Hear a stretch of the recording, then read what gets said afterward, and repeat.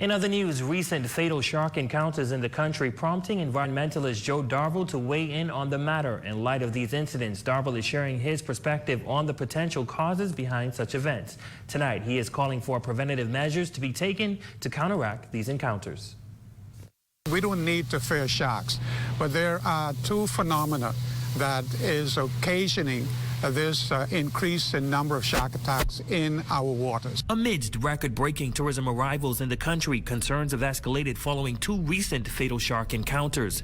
Environmentalist Joe Darville has stepped forward to shed light on potential causes. Number one, we must stop chumming for sharks. That is, you do not take a boat and go out and bring a lot of people, bring tourists in, and then begin to dump fish overboard. That particular phenomenon says to the sharks, they don't need to really go out to search for food any longer, because occasionally they could easily come up to these boats that are floating on the water and they could find all the food they want. Darville says that the diminishing health of coral reefs has disrupted the natural ecosystem, leading to a scarcity of food sources for these marine animals within their accustomed habitats. The dwindling condition of coral reefs has prompted sharks to venture closer to shorelines in search of sustenance. They are searching elsewhere for their food because the reefs are no longer abundant of food.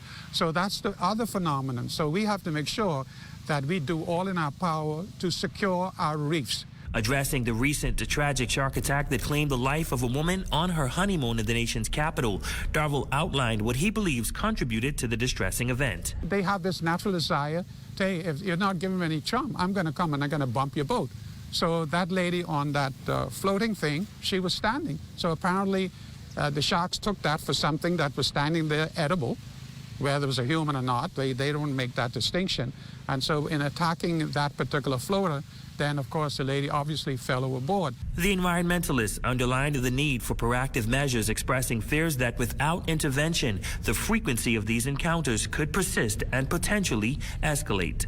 The tremendous amount of impact that jet skis have on the water. They're frightening the fish away. The fish are going out in deeper water, and therefore even when the sharks come in, they can't find the smaller fish any longer in the shallow water, 3 feet going up to even 10 feet of water. So these particular aspects of our environment, we have to be mindful of. That is our greatest asset to this country, the ocean. And so we have to do all in our power to secure it.